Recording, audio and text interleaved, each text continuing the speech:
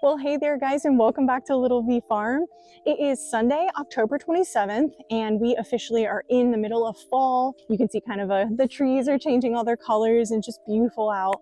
And today I just wanted to pop on really quick because I wanted to let you guys know about a bunch of the plans that we have coming up here on the homestead.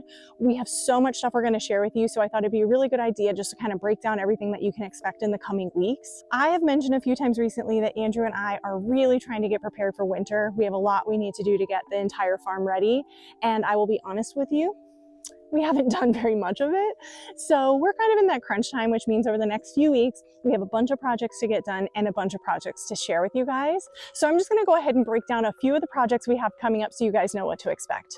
So as we've talked about in a few videos, we have both the outside garden and our greenhouse that we're going to be working on. Right now we have 10 beds outside, and we do plan to keep quite a few of them active through the winter.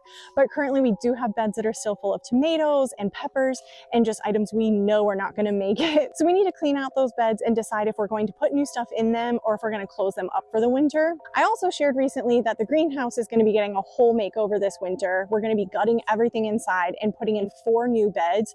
I showed you guys we have 4 of these Vigo garden beds that we're going to be putting in, and we have not decided on the layout yet, but regardless, we can't get anything new in until we get the old out.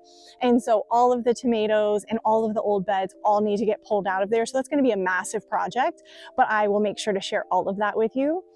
We also intend to move the animals out of their current enclosure. So currently we have the turkeys and the chickens in this Premier 1 electric netting. What we do is probably once a month or so, we take all of this and we move it to an entire new location on the property. We kind of shift the entire netting and enclosures over.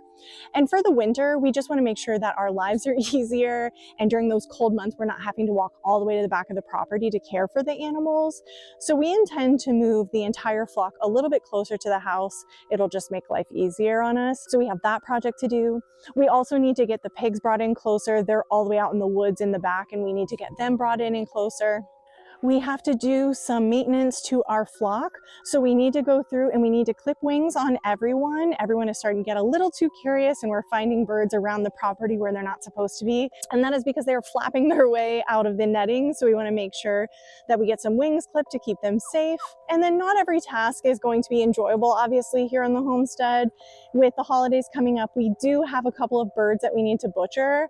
So if you guys aren't familiar, our 2 white turkeys that we have, Stu and Mickey, those are both going to be meat birds. One is going to be for Thanksgiving and one is going to be for the Christmas time for us. And so we do have to get them butchered. And I know some people are sensitive to the idea of butchering your own animals, and I am fully respectful of everyone's right to do whatever they feel comfortable with. It is definitely not my favorite thing to do, but it is something that I feel is just a necessity as part of homesteading for us. So we have them to butcher, and we will share that with you. I obviously will be sensitive and make sure that everyone is aware of what those videos are. So there will be no surprises. If you do not want to see the butcher video, that is okay. I totally understand and do not want to offend anyone. But I will be sharing that for anyone who is interested and would like to see the process of a butcher from start to finish.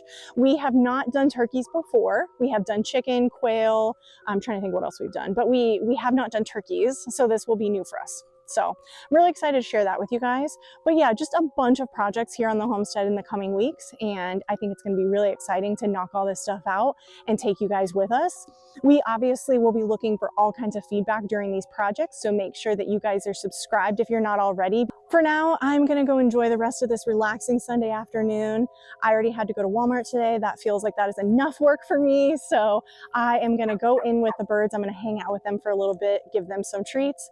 Until next time, you guys, please drop those suggestions below if you have anything that you want to see here on the homestead as we have these projects coming up. Any questions you have on our setup, our enclosures, our process, please just ask. We are so happy to answer any questions you have, so drop those right in the comments. As always, guys, we appreciate the support. It is crazy to me that we are only 2 weeks in and we are at almost 1,000 subscribers already. It is crazy. I am just shocked. I am so grateful, and I'm so excited to share our entire life with you here on the homestead. If you have any questions, drop them in the comments. And until next time, guys, don't forget our motto here at Little V Farm: anything grows if you try.